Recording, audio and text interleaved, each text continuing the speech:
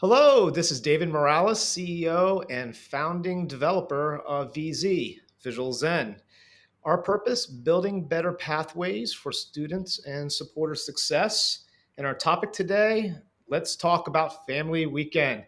I have two special guests today. I'll start with my left on my screen. So can you introduce yourself, Betsy? Hi, yeah, I'm Betsy's staff, and I'm the director of parent and family programs at Binghamton University in Binghamton, New York.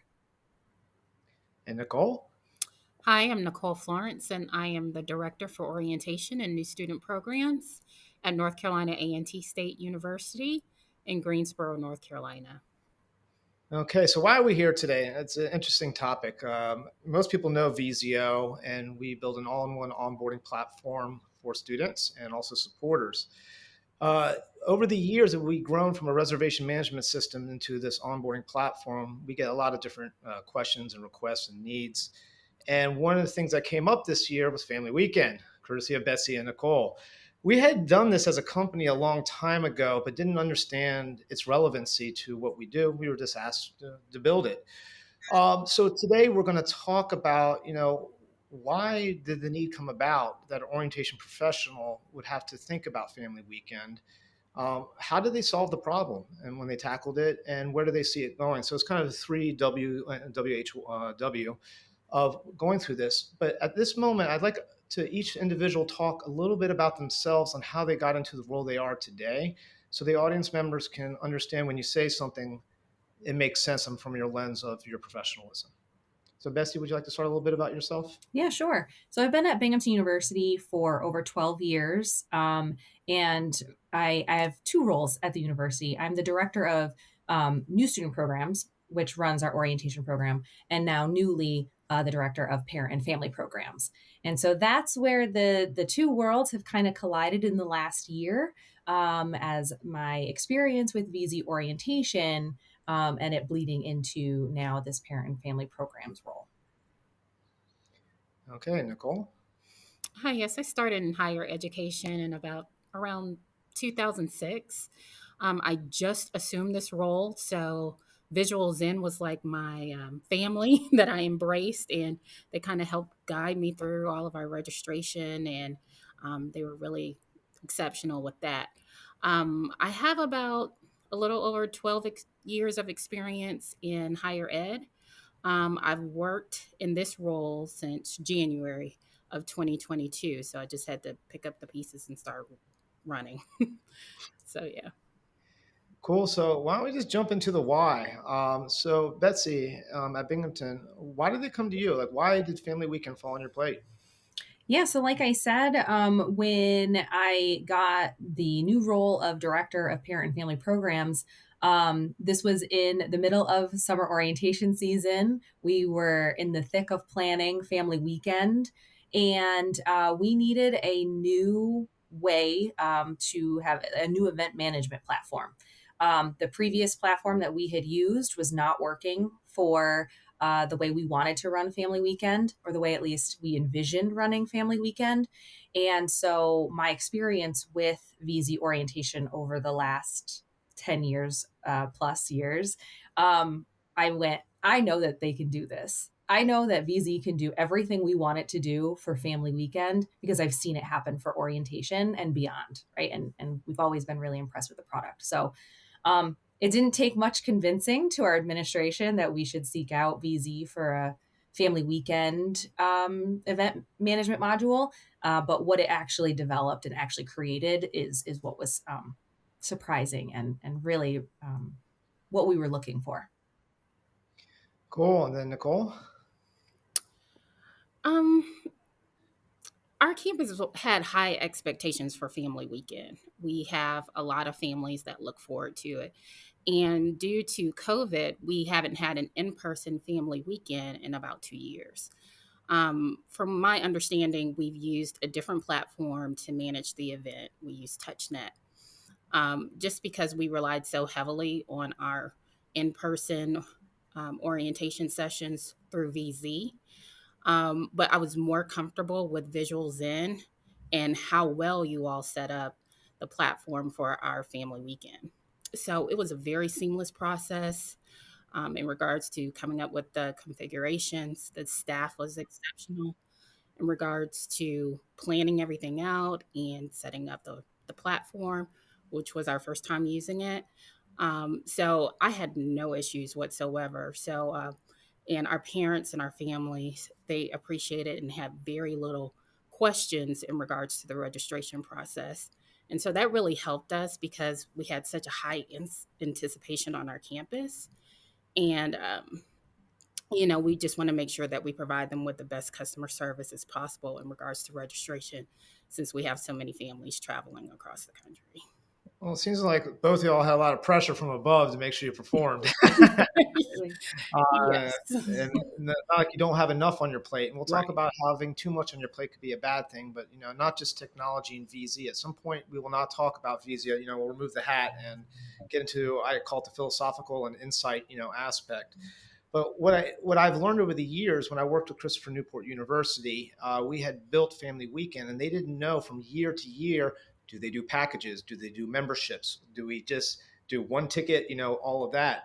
Could you explain on that part, not the VZ part, but on your part, Betsy and Nichole, of how did you handle Family Weekend? What was the organizational aspect of it?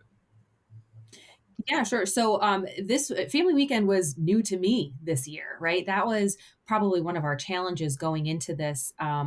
Is that I had never seen family weekend, even though I've been at the university. It wasn't something that my area had ever taken part in. So, I really was going into it with an orientation frame of mind, and looking at how we can collect data, how can we get as much information about people before they come so that when they get here, they have a great experience. So I was looking at it from that packages perspective, David, that you just said. So, we knew we had to attend or see, I'm already saying attend orientation. Old habits die hard. So they want to attend family weekend as a whole, but then we have individual events that might need a ticket here, like our comedy show or our orchestra concert. And then there are different meals to take part in, like our pep rally or our brunch on the second day. And so we needed to figure out how we were going to package this together in the most seamless way, not clunky, not look like we were nickel and diming people. We really wanted this to be a meaningful experience for them, because we know traveling 4 hours to come to Binghamton University to visit your student for a couple days is really valuable, right? It's hard to get here. You're taking a lot of time out of your busy schedules. It can be sometimes economically, a challenge for people to travel to us and to take part in the event. So we really thought very closely about what we were offering, how we were packaging that, how we were delivering that from this customer side of things, right? From a using VZ to market those events, and try to make it as seamless as possible for the families to reduce the like frustration that can sometimes go into planning a trip like that, right? Planning an entire weekend of what to become involved in and participate in. So, what date was your Family Weekend? It was September 30th to October 2nd. October 2nd. So you had a little bit of leeway from the last orientation until Family Weekend Very little started. bit. And then we'll drive towards the nuisance of like, wait a minute, this is a gap is very close to, the Very end of small our, gap. we got to search for OLs, we got to do all this stuff. Now you're throwing Family Weekend into this. And that's pretty cool. Thank you. Yeah. Nichole, talk a little bit about your program there. Yes, I had a very similar situation as to Betsy. This was my first time seeing Family Weekend on this campus. However, it was expressed to me how important it is to deliver a quality package for all of our parents and guests that were planning to attend. So I knew that we had to make sure that we provide them with a quality experience, whether that be with our comedy show as well, making sure that we had some sort of entertainment after the game, things of that sort. So we just wanted to make sure that that process was as seamless as possible in regards to the communication and that they felt like the package was of a decent value. And I believe that they got a great deal from our package. I believe we only charged our parents maybe $50 for registration. And they also received a ticket to the game. So the game alone, the general admission was $36. And they also received souvenirs, reception, comedy show, and so forth. So I really like that I spoke with Betsy earlier because I was able to piggyback off of her to get some more ideas of how we can make it a fuller schedule or a better itinerary for next year. But we got a lot of great feedback in regards to the overall package that we provided for our parents and our families. Okay, so it seems like season two, which we're in right now with the video component. Um, Last week I talked with Sarah Dodge from UVA, and we started about name tags, such a boring topic, right? Family weekend. It's not boring, but it's a topic. But how it fits into the orientation professional world, and actually how it fits into the student and supporter life cycle, is a very intriguing thing that you both adopted that. And you're not the only two, obviously. I left some schools in Florida and also Texas recently where they were asking us the same question. Is like, wow, can you guys do this or not? And one of the insightful things that I learned this year, and I'd like to hear some of your responses to, and I have a series of questions here, so I'll make it as pinpoint as possible, that the issue that VZ had to address with over 100 plus clients was usually pre-engagement. How do you get the admissions handoff, which now we call transition, not so negative and more positive of transition, do pre-engagement with the student, do pre-enrollment, pre-advising, do all these things to stage and encourage the student, do all this great work. Same with the supporter, have text messages, emails, content, resources, and just crush awesome on that engagement because it went from a 3 month lifespan of orientation sessions, pre-engagement, brought it all the way to admissions. You're talking 6 to 8 months, maybe the first day of class into the first semester a bit. So you're looking at about a 10-month window. And one of the things I learned, and I'm going to throw orientation leaders into this for an aspect, because I asked Dr. Ryan Newton from UCF a strategic question. I was like, when is early engagement enough? And he's like, always. You have to engage early as possible, but the trick is to continually engage. Mhm. And then when I heard both Betsy say originally first, hey, we need to do a family weekend, and then Nichole said that after you and I were talking to Nichole that one day. By the way, we've had all of us have had great dialogues. I can't believe you entertain me and don't hang up on me. But what I've learned was that the post engagement for family weekend, from the last engagement of the parent, there was still a missing gap there. And that's what I want to talk about today. Is you solved the problem. It was a very interesting problem that was put on your plate. But now that you solved that problem, there's still another problem or a challenge, I would like to say, of wait a minute, we have all this pre-engagement, we're all doing these great things, and the student is there, they get ready for class, and then boom, nothing.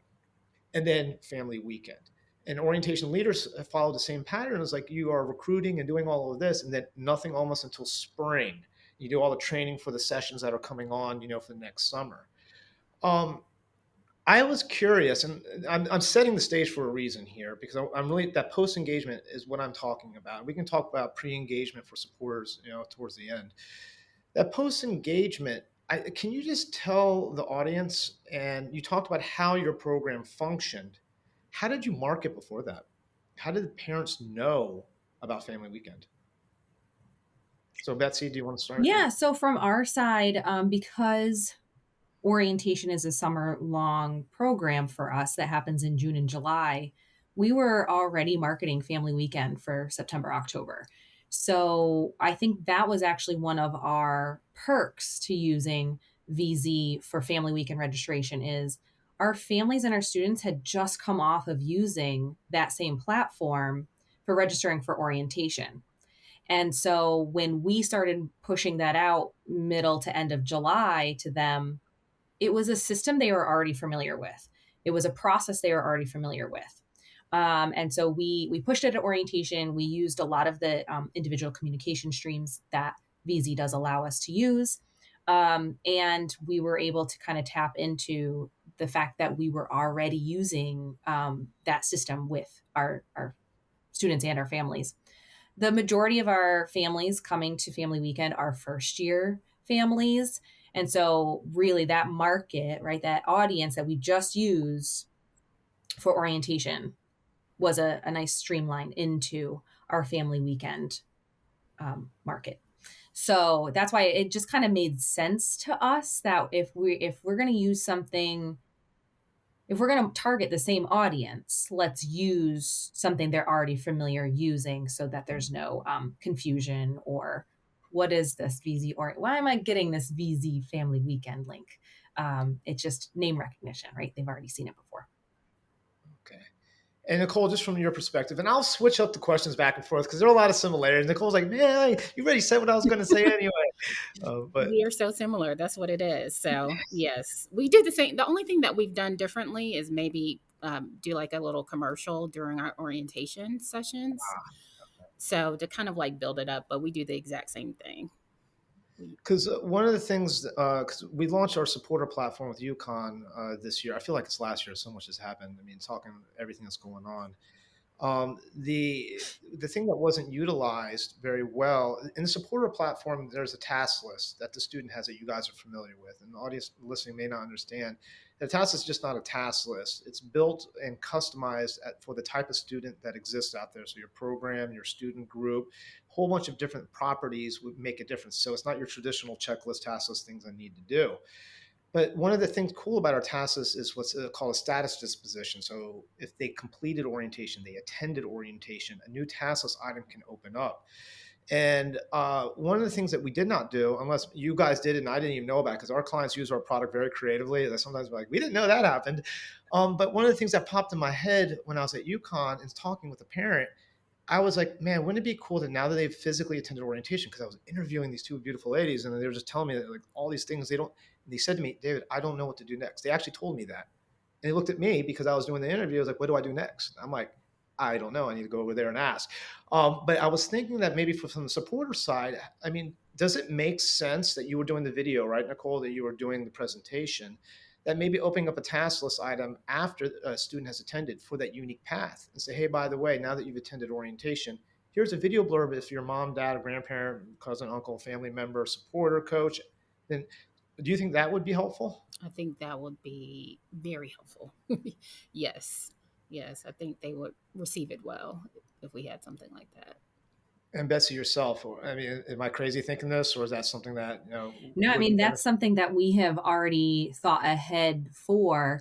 We were pretty late to the game this year. We don't want to push our timeline quite that close like we did last year. So we want to start earlier in our planning process and opening up our registration system for families.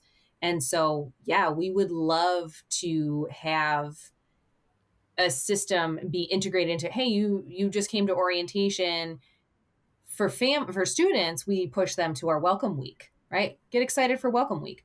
We'd like to push our family members, get excited for a couple weeks after that for family weekend, for that first time that you can come back and visit your student and visit campus, see students in action, that kind of thing. So yes, that's actually one of the things that I'd like to see us be able to do in the future is kind of pair them together and ride the wave, right? Ride that orientation enthusiasm wave to get people to continue that process into registering for family weekend as well. Okay, well, I am a numbers guy. I'm not going to throw numbers. Don't worry. Nichole, I have a question for you. Betsy had mentioned that majority of those family members that came to family weekend were incoming parents or new Mhm. students and such like that. Did you see the same thing? Was it not overwhelmingly, but Yes. maybe above 50%? Yes. Like closer to 90% Wow. Okay. for us. Hmm. Okay, because then it seems like a natural flow. Okay, now I'm putting all the pieces together. This is Hmm. like my market research. If I'm doing my dissertation, I'm allowed. I need a third person, then I can do it. Just kidding. But okay, because that brings an interesting concept that, as I talked about the emissions handoff, and I told you I don't like that phrase, so we say emission transition. Now we talk about another world of the supporter handoff. Now we're going to say supporter transition because the student needs to go on campus. They need to use their portal. They need to use their system.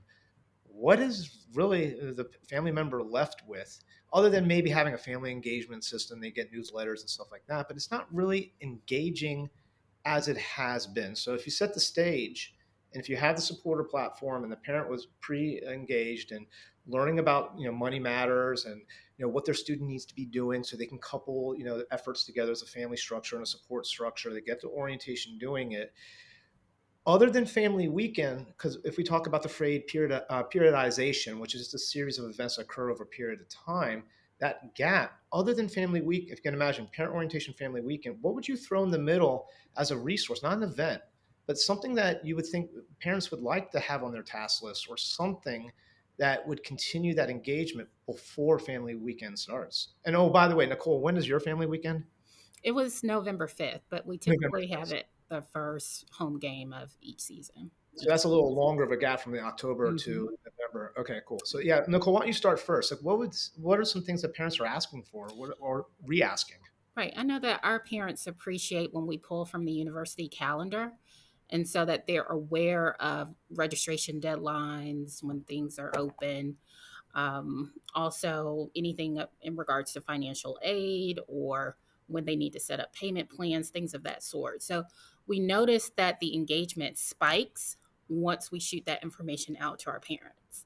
So if there is a way or a platform or a way that we could be in sync with you guys where we can communicate that to our parents, they would greatly appreciate that. I can definitely see that happening. And Betsy, yourself? Yeah, one of the if you're talking between orientation and family weekend, move-in is a huge thing for us. From when is move-in, how do I get there, how long will it take, to what do I pack, what's not allowed, what is allowed in the residence halls. They're so interested in um, being prepared to drop their student off that first day with everything that they might possibly need, including all of the fun Target lists and Bed Bath and Beyond essentials that you could possibly think of. Right? They want to be as best prepared so that when they leave to go home, they don't feel like anything was left behind. Interesting. When I had my, I'm going to be segueing now a whole bunch of different things because like my brain's really, I'll hone it in a bit. Um, because if we talk and so those are resources about check move in, with the students and talking about, getting communication out. A lot of the times, these supporters, you can get text messages and do these activities. Last week, Sarah had mentioned that when we are doing name tags, they used the real estate on there. As simple as it sounded, is a coupon right away on the name tag, rather than a brochure that you open up. It gets lost in there to go to the bookstore to purchase merchandise. How is the merchandise sales going on at Family Weekend? Was that pretty high? So Nichole? We did not have sales. However, I'm very much so interested in setting that up for the summer orientation sessions, but we didn't have any merchandise sales whatsoever. We just didn't have the staff to support it. And then we need like a certain amount of time to get it approved from our treasurer's office prior to. So But for Family Weekend, I mean, did you have someone from the bookstore there selling sweatshirts? we did not. We did Not not. We do. The bookstore is always open during that time, so they do see an influx of traffic, but we did not have anyone from the bookstore present at any of our locations during this family weekend. because from that interview, I mean, Sarah hands down said this was one of the phenomenal changes that happened because Hmm. prior to that, they didn't do that. And then sales was less. And it was just, I was just thinking and throwing it out there. So, Betsy, for yourself, like merchandise, was that a big component there? Because I know you have a great football team. That was a joke, by the way. Yeah, we don't have football. Undefeated since Soccer. 1946. Right. No, we did not do any merchandise. We Our bookstore makes sure that they are open the entire weekend when they don't normally have such early Saturday and Sunday hours kind of thing, because they know how important it is that when people come they want their swag. But they do also provide a coupon that we give out to every family member who's registered. It's honestly, it's not something that we've ever really considered. I would be interested to hear how another institution has maybe utilized that as like a pop-up or something like that. It's an interesting concept. It's just not something that we've ever thought about. Yeah, because what we've piloted before, we did it for Virginia Tech one time, a couple other schools in California, with the approval of the bookstore, one of the task items popped up as merchandise, and you can get mugs, sweatshirts. And even though it wasn't huge volume, what it is part of engagement. So if you're excited about the school, you want people wearing sweaters, because we have to deal, and I keep saying these phrases through all the podcasts. You got to deal with poaching. You got to deal with reverse poaching, meaning the shoppers are the students and the parents, mainly the Mhm. parents. of going to 4 university orientations at one time rather than the other way around. They go into one school and then they get a social media ad or a real poaching ad. Well, we found out with our product, and I've mentioned this before, and I'm going to tell our clients, the power of working with us too is that we can run one email address that's not of your university, one there, and compare it to others if necessary. And it'd be surprising and alarming to see how many students are, going to different orientation sessions at different schools in that area to make that decision. Now, again, that's competition. That's, what this company was founded on. Yet, if you want engagement and give proper resources and content resources, using the task list properly for continuous of periodization of period of time of content relevancy, and sometimes the content relevancy. And we were just talking about Nichole.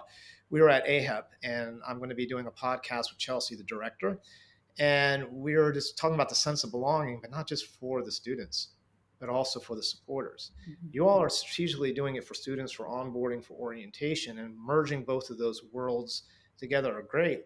But giving supporters access to merchandise or books as suggested readings, something to continue that engagement throughout the whole period of time. I think there's a huge open door for that no one's even touched. I mean, more budgeting from other people. I think that could be of value. So I don't want to end, but I kind of want to put into a box the conversation with a chapter closing. And the question, because I have more questions after this for both of y'all, and I'm going to start with Nichole again, and then we'll flip back to Betsy. Now that you've used the Visio platform, we're going to call you two the true early adopters. So the foundation are really you two, and I thank you so much for believing in us. And I'm glad it was successful. I'm glad you got accolades from above, but you all did the hard work. Now that you've used it, how do you want to shape what you've done this year and add, just for right now? I know more changes are going to come, especially after today's conversation. How would you shape it differently for next year? How do you see Family Weekend working? How would I do it? I guess I would make a better package for our parents. I think it's important that we also include our campus partners as well. Like you said, just to keep them engaged and for give them the opportunity to address their concerns while they're here. For example, counseling services, UPD, we want to get them involved as well. And just trying to see how VZ would affect that or not. Um, I had no complaints whatsoever. I know it sounds kind of crazy or weird, but I had no issues in regards to setting up uh, family weekend through Visuals In. So I can't see where I would make it that much better unless we include the merchandise piece. We're already planning for a pop up shop during our summer orientation session. So that will be great. And maybe I can have that conversation with you offline. But honestly, as a new person stepping into this role, you all have been like exceptional in regards to the site map and lining everything up. And I had absolutely no issues whatsoever in regards to registration. So anything that we would change will be internal, on our end. But in regards to how you all can support us, you all adjust like immediately. So I can't think of anything um, where we would need you all to do more. Mm-hmm. It will just be like internal planning so that we can better service our parents and our families that are participating. Thank you. And for you, Betsy, too. We'll get to the crystal ball later for both of y'all. Not there yet. This is more concrete of like, what was your experience and what have you started changing and what do you see happening next year? Yeah. So for us, the everything leading up to Family Weekend was what we needed it to do. I echo, yes, customer service. Everybody at VZ is great to work with, and when I would throw a crazy and wild idea out there, they'd be like, I don't know, let's figure it out. So really appreciate everything that we had kind of leading up to the day of the event. The things that I would change is how we handled our on-site registration. It was one of those things that we didn't quite think about. We were so invested in developing this pre-registration and really getting us to the day of that I didn't necessarily think about what would happen if we were flooded with 1,000 people who wanted to add to their registration suddenly. And that's when we were overrun and realized that the registration system that we had developed when people had time to fill out their registration form. It did not work for on-site, and it was too cumbersome. It took too long, and we had lines of a lot of people.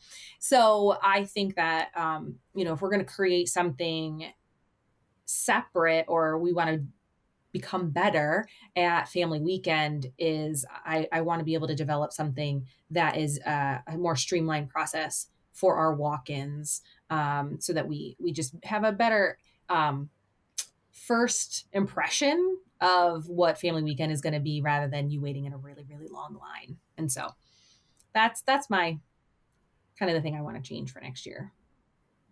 Awesome. So this is kind of where we transcend the conversation, and I am going to keep my hat on. So I kind of lied about that. I had bad hair day, right? But I want to open up with a very real conversation. On Wednesday, I won't say what school. I have a meeting with the CIO of a California school. Last week, I had a meeting with the CIO of a Florida school. I had the same in Texas, same in Virginia. I see a pattern happening of them starting to ask questions. How can an event man, in their brain, that's what they think from an IT perspective. How can an event management company have a small contract and only do this small little thing really well under the radar? Now has built this pipeline of a path, which is a series of steps with the task list. Now talking with admissions software, building that transition. Now working on family weekend, building that. Literally, they put a roadblock and said stop. And at first, I thought they were going to cancel our contracts. I was worried. I was like, oh my god! It was the opposite. They were curious on how could orientation, and I believe Nichole, you said it perfectly. You're building better, not just pathways for students and supporters, for strategic partners at your institutions. And that happened with our pre-advising. I had no idea how some of our schools, finance our product, and it's not a secret or anything like that. A lot of it came from advising-based schools, where the registrar or some parts of admissions said we need to work on enterprise resource management and planning. We need to know how many classes are being filled, how many teachers can be available. Rather than guessing, they wanted to know if they can get a percentage margin from onboarding. That means pre-advising through orientation and getting the numbers right, meaning an advisor, they can predict the room sizes. Even if it's above a certain percentage, is better than none of getting better. So back to the CIOs, why they were interested is they started to see this path now affecting, from their point of view, IT infrastructure, not in a scary way. It's actually inviting. You guys are pioneers. I'm telling you, there's nothing wrong with that. The challenge I see is why I want to bring up the question. So I set the stage of, now you have people not way above, but just people in different domains now looking at what you all are doing and say, well, how can we stress test the onboarding process? How much more can we put on Betsy's plate? How much more? And that's I go back to the plate, Nichole's plate. Everyone's like, come on, it's got to end a family weekend. I mean, there's got to be some family department way over there that handles year 2, year 3, year 4, year 5. And that's actually what I'm talking to Chelsea about, is what happens to parents then? Because one of the most important things I've learned is not just a student eventually becomes alumni. So their support system is like an adopted alumni. If you think about it, as their student goes through it, as they're a supporter going to family weekend, wearing the sweatshirts, going to the games, they become part of the school. They're just as proud as the student that, as that life cycle continues. So as being an orientation professional, just wear that hat for a second. Where do you see it, not where you want it, but where do you see it stopping the role of orientation, the professional stopping? Is it family weekend, or has it creeped now maybe into spring? Is there another event or something that we had no idea about, crystal ball wise now? Do you see something beyond November for you, Nichole, and October for you, beyond those endpoints? As far as what we already have in place, we don't have anything in place. With We just do like basic communication in regards to like registration, financial aid, basic service areas that they need. One thing that we're looking at in regards to retaining our transfer students and non-traditional students is actually planning events for them to be engaged in. For example, like a cultural event in the community, like going to a performing arts center, going to the state fair, going to like one of our traditional football games that we take them to, like the Panther Stadium or something like that. ways to keep them, that group of students, engaged. Um, we also have like a peer mentor program with our orientation leaders.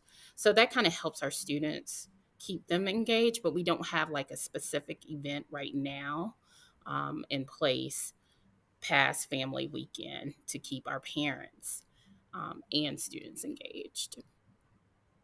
And you, Betsy?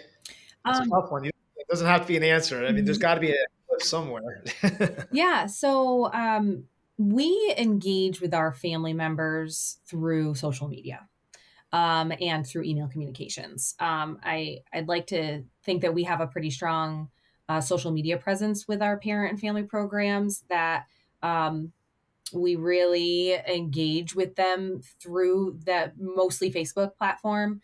And then also we have a very strong listserv that is a newsletter that goes out monthly that is truly a university initiative. It's not just a my office initiative. It always has information coming from administration, coming from different departments across divisions, and engaging our families in that manner. So we don't have a big event, right? The only event really is family weekend, where we are actually inviting people to campus. But the engagement does not stop in October with family weekend, and it does not stop with just their first year. Even though first year is who really tends to take advantage of family weekend, we have, where I'm already talking about commencement on my newsletter, because we're still engaging with those, third, 3, 4 year families. So it doesn't stop. It never stops. Correct. And the reason I bring this up from a philosophical point of view is we got stuck in this mold. So Nichole, way before even NCAT worked with us. We at University of South Florida, we do online applications, and they do about 100,000 apps a year. It's a lot. No one knows we do online apps, and that's not the point of the conversation. The point of the conversation is the longevity of our product, the periodization. Really, is up until the end of orientation. Now it's up until the end of family weekend. But in that planning time, if we just go a level lower, supporters, right? The early engagement still starts at the same time, but now goes to family weekend. And someone asked the question as well, if you're dealing with these supporters and our experience was so well for family weekend in 2023, how come in 2024, if they had a good experience with your platform, re-invite them back in? So that extends the periodization of a second year supporter, a third year supporter, is building it. So that experience that you're making better for the next incoming class for family weekend, why can't you service the same population of people? So you're saying, wow, a large portion, 90% of that was incoming classes.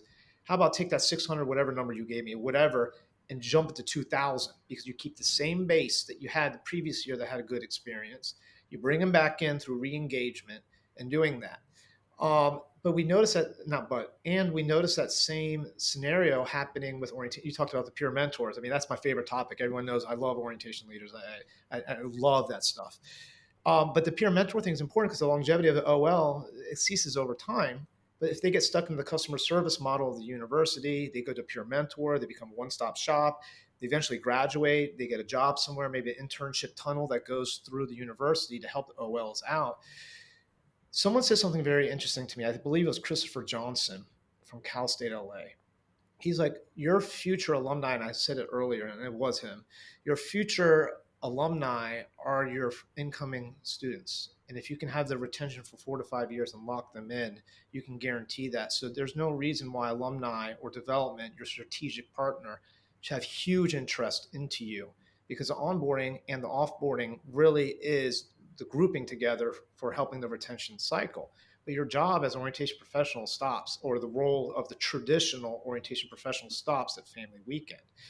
And we realized that wasn't the case. And so where I'm going, with the question here and trying to shape it is, if there was a transition of, who do I look to next? What department would you look to next? Is there a resource of saying, who is that strategic partner that can work with, not against, and not fight? Because I know admissions sometimes fights orientation, like who has the power of the data, but who would complement that transition to build that, because our architecture, and that's why I go back to the CIOs, I brought it up, they asked us the same question. David, can you integrate with these other services out there? And we said yes. So that path of periodization now extends to the offboarding process. So I'll start with Betsy first this time. Do you have any? You're like, yeah. Are there any strategic partners that you would think that, man, Family Weekend is enough on my plate, but if I could have help, who would it be after that? That's a really great question. And even if we don't know the answer, I mean, make one up. Yeah. You're just make So up a. just make it up. No, one of the areas, I'm not so sure this is going to answer your question, but one of the campus partners that I could see us integrating into a lot of what we already do and using similar platforms is our young alumni engagement. And so we work so closely with our alumni office, because from the moment that a student walks in the door, we're already engaging with them as an alumni, right? So we're already setting that stage that when they leave here, they're still a Bearcat. So if we're talking about kind of continuing that partnership and continuing to engage, we homecoming is the very next weekend right after Family Weekend typically, or like 1 or 2 weekends after. There's a lot of similar things that we do, and we can partner together to maybe piggyback off of each other and make lighter work, right? If we're both doing an event management system, is there a way that we can actually work together on that? I don't know. But that's kind of some things that I've already pre-thought about. And who's another campus partner who does similar things, who engages in a similar way. And our alumni office really is that office. Nichole? It's a tough question. It is really a tough question. I'm with you, Betsy. We do work well with our alumni office. They work with us during orientation. The only other campus partner that I can think of, and I'm not sure if it would actually work, would be the Office of Student Activities or Student Affairs, because we rely on them heavily for counseling services, things of that sort. But yeah, I would just rely on Student Activities, the Office of Student Activities. Well, I don't know if I set this on purpose because I said it earlier, but at CNU, when we did Family Weekend, we also were hired to do alumni reunion. And at that same time, University of North Carolina, Charlotte, Dennis Weiss out there a long time ago, not him, but another the development over there hired us to do the same thing under the radar a bit, to build it out because they didn't understand, and they still don't. Like we're having a conversation about it. A lot of people don't understand because those are orchestrated through a student life cycle, not really through the focus of orientation and onboarding. But what we realized, you said homecoming, we had VZ homecoming. We had VZ everything as a name then because we didn't even know what it was. It was just an event management system packaged with a different name. But we realized that the people that portion of the people that went to alumni reunion were also the people that went to Family Weekend, were also the people that supported their students. So what I'm really saying here is we have a supporter platform of onboarding students. You're talking about young alumni being involved. It seems a little bit of a natural process of some sort, even with student affairs or activities and such, coming in to help, saying, "Look, we've done all this hard work. We had, just like Dr. Ryan New has said, we spent all this time engaging. We got to push it, off as a transition of further engagement." And from all the research that I've done, I see that as a stronghold. And we're going to be doing a panel talking about how pre-advising and pre-enrollment next probably January, February. I would love to have you guys on too, of how much engagement will affect what I call the 4-year pipeline. And the 4-year pipeline is taking that freshman to senior. I know we have 5 years. I know the government now accepts 6 years. I read The Great Upheaval. I've talked about in the last podcast about, even you're talking about non-traditional students, right? And it's above 60%. It's large for some schools. Some schools maybe not so much. But addressing that 4 to 5 year, that if you're setting the stage correctly at orientation, wow, you have now developed a process. If you flipped it, your program orientation, right? Flipped it upside down and just called it offboarding. Your job now is no longer taking the incoming class. Your job is taking the outgoing class. What similarities would you think would happen? This is crystal ball stuff. There are no right answers. There's no wrong answers. I'm just curious from your mindset if like the president came down and said, "You know what, Betsy, Nichole, you did such a great job. You're now thrusted at the end of the student life cycle, prepping these kids for offboarding." What would you do? Who would like to go first? Should I pick? Betsy. Wow. I mean, I think so much of that would come to like career preparedness, interview prep. When I think about our senior year experience course that we have for seniors, it's about getting them ready for the real world, right? Teaching them some of the things that you need to do in your first job or in your first apartment and, those types of things. So, um, if I had to, if I had to do like orientation for the real world instead of orientation for college.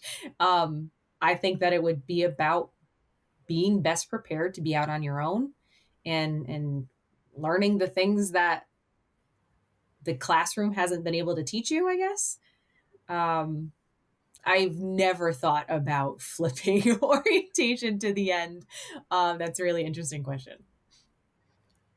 I And think, Nichole, oh, I'm sorry. I think it's a great question.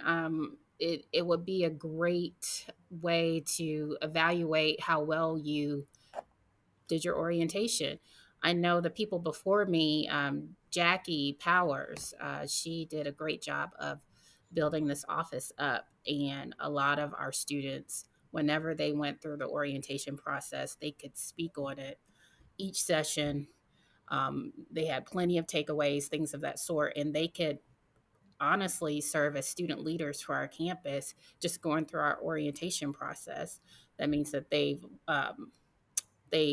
toured the campus well. They know all of our student service areas. They know how to get to the right office at the right time, things of that sort. So, um, if I'm able to train someone in their fourth year, I would like to believe that they've already experienced everything and that they could serve as the ambassador for our office. Um, and then we can add on those life skills afterwards, and the importance of giving back to the university and what that looks like. So I think it's a great way to say, hey, am I doing my job? Because the students should know this campus well after they've gone through our orientation. well, thank you for the responses. I have an off the wall question. I went on this campaign and tirade internally, and I was like, I don't like the word family. I don't like the word guardian. It sounds so typecast of one type of person. I'm a supporter of my brother. I'm a supporter of coworkers. I'm a supporter, but you can't say supporter weekend. Sounds weird. A little bit. Yeah, so it has to be. But if you could rename it, this is the fun part. Okay, this is again nothing serious. If it cannot be family weekend, Betsy and Nichole, what would you call it? Mm. That's tough, isn't it? Removing the family part. Family and guest, or do you have to remove family altogether? We're seeing if something comes up because I think the answer I got from both of you is the answer I expected actually because I've asked that to myself and I cannot think of another one. That's why I'm asking it because I think that's the challenge. The challenge it is family program still because it is family. When I went to Orlando, that I talked about, even Disney brands it as a family, and even though it doesn't have to be blood, it doesn't have to be anything. We're always saying we're a family, even with friends. We're family. So I think it's a correct name. And the only reason I bring it up is because of the marketing aspects. The number one rule I'll teach both of y'all real quick: never get a software developer ever to market. We're the worst at it. So like we were coming up with the silliest names, like it could be an entity weekend, it could be this weekend. It's like no, I think we need to be real. So I think Family Weekend is a pretty cool way to explain it, and then our supporter platform and doing that really resonates with what y'all are doing. So, kind of to wrap it up, thank you both for your time. There's more to be talked about on this topic. I know you're the early adopter. I brought you in here not really knowing where we're going with the conversation. But guess what? Into next year, I'd like to interview you both again and see how much has changed as an orientation professional and how your lens now has changed for family weekend in March and April. So Betsy and Nichole, you're not calling us in September and say, holy crap, we need help. To saying, holy crap, let's do it now. I got some great ideas. Let's challenge how much, not just the family weekend, the name that we're giving it, but that gap afterwards. What can we do to constantly put pressure on engagement and constantly do that? So again, I want to say thank you. In tradition, I'm supposed to do the one thing. I don't know who to begin. I think at the beginning we agreed that I'm going to go left to right from the video display I have right here. But the way we end our shows is this is the one thing that you are allowed to talk about on our platform. It doesn't have to be aligned at any bit of the topic. The purpose, yes, building better pathways for students and supporter success. But I think that people listening, if they could walk away with one thing today and could do something, what would you tell them to do? So I'll start off with Betsy. And Betsy, when you're done, if you can go on to Nichole, zip, go. One thing to take away from today is that if you can dream it, they can build it. The ability to look at the needs of your institution and develop a product or a system that works for what you need to do is really the definition of VZ. I just feel like as a long-term customer here who has used many different versions of the different platforms and options that can be created, I have never been told that I'm crazy. I've never been told that that's not possible or not possible yet. Those types of things. I think that if you have something that you want to figure out how to use the system for, they'll listen. VZ will listen. David, Elizabeth, everybody, Rustin will listen to what you want to do and try to figure out if there's a way that's possible to do it. And they'll do it with smiles on their faces and have fun doing it. So I've always appreciated that about them. I'm talking like you're not here, David. But honestly, if I would not have brought to my administration, I think we should use Family Weekend as a platform for Family Weekend. And oh, by the way, we only have a month and a half to do it in. I would not have said the VZ could do it if I did not have full confidence that we would be able to come up with something in such a short amount of time that would be amazing. Nichole. All right. So my takeaway would be to plan ahead of time. Plan as early as possible. Go ahead and get the staff what they need, the email configurations, and then test as soon as possible. You can't retain all that information on your own. So make sure you train your staff and train your students. So if you train your students in well enough time, you will have a smoother transition in regards to on-site registration. So that is my goal, is to make sure that all of our students are trained, all of our staff that are helping are trained, because the platform works on its own. I did not have any issues, but if you don't relay that information and that training onto the staff that's present on that day, you may run into issues. So just make sure that everyone who's on board and is working on that day is trained and is familiar with the platform as well.